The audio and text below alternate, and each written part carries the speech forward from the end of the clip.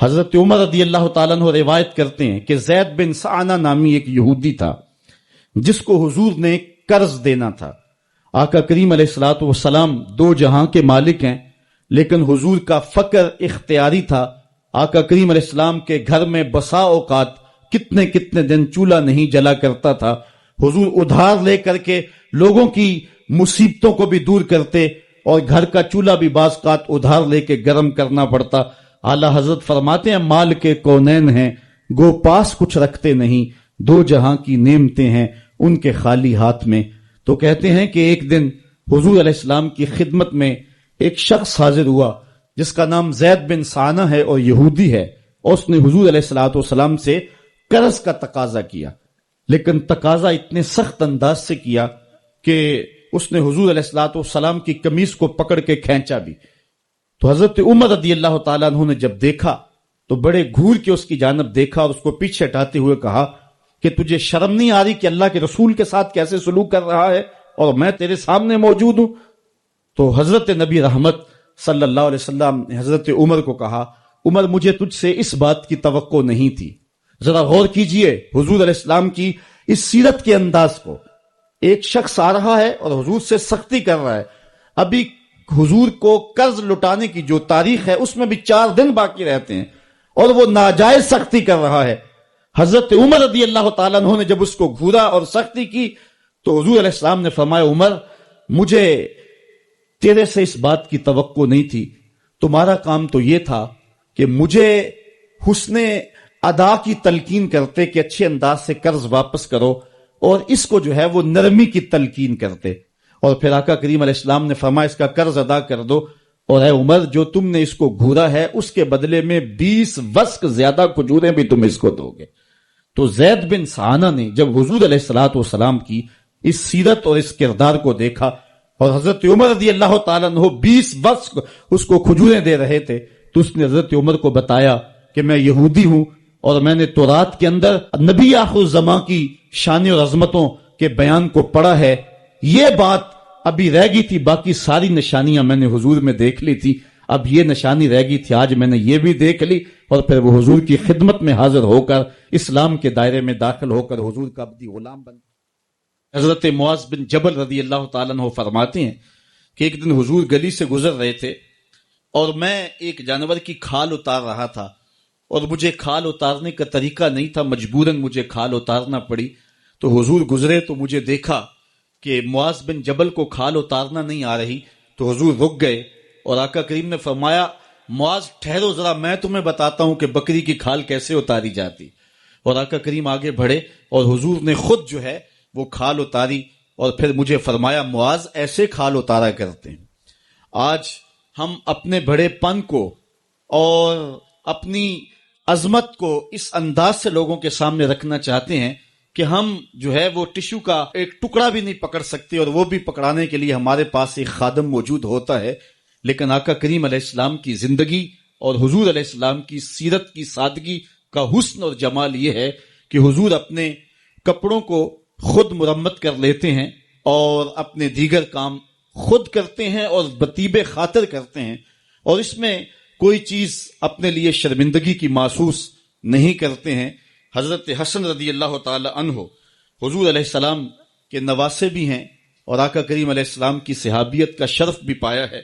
کہتے ہیں کہ کانا یجلس علی الارض، حضور علیہ السلام کی سیرت یہ ہے کہ حضور زمین پہ بیٹھ جاتے تھے. زمین پر بیٹھنے میں حضور شرمندگی محسوس نہیں کیا کرتے تھے، اس کو اپنے سٹیٹس کے خلاف نہیں سمجھا کرتے تھے.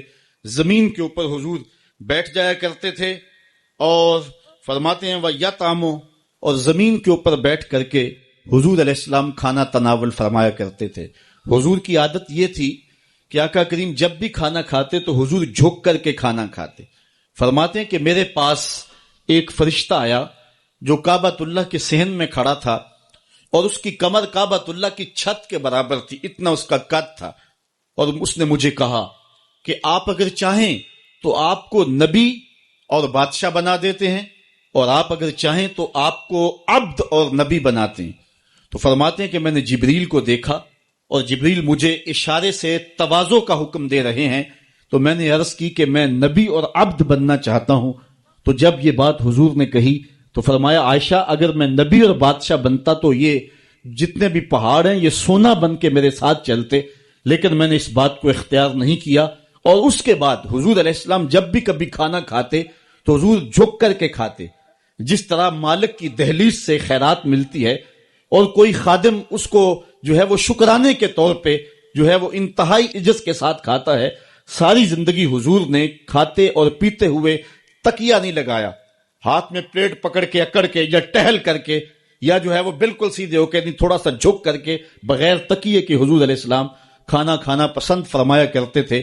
اور فرماتے میں اس طرح کھاتا ہوں جس طرح بندے کھاتے ہیں، اور میں اس طرح بیٹھتا ہوں جس طرح اس کے عبد اور اس کے بندے بیٹھتے ہیں. یہ حضور علیہ السلام کا طریقہ ہے. ایک دن آقا کریم علیہ السلام ایک چٹان کے اوپر بیٹھے تھے اور حضور علیہ السلام قدید کھا رہے تھے. یہ خشک گوشت جو کر کے اس کو بعد میں جب پکایا جاتا ہے تو اس کو قدید کہتے ہیں، یا سرید تھی، حضور کھا رہے تھے. تو ایک خاتون وہ گزری اور اس کے بارے میں اہل علم کہتے ہیں کہ وہ بڑی زبان دراز تھی اور وہ مردوں کو بھی ایسی ایسی باتیں کرتی کہ لوگ جو ہے وہ اس کی شر سے بچا کرتے تھے.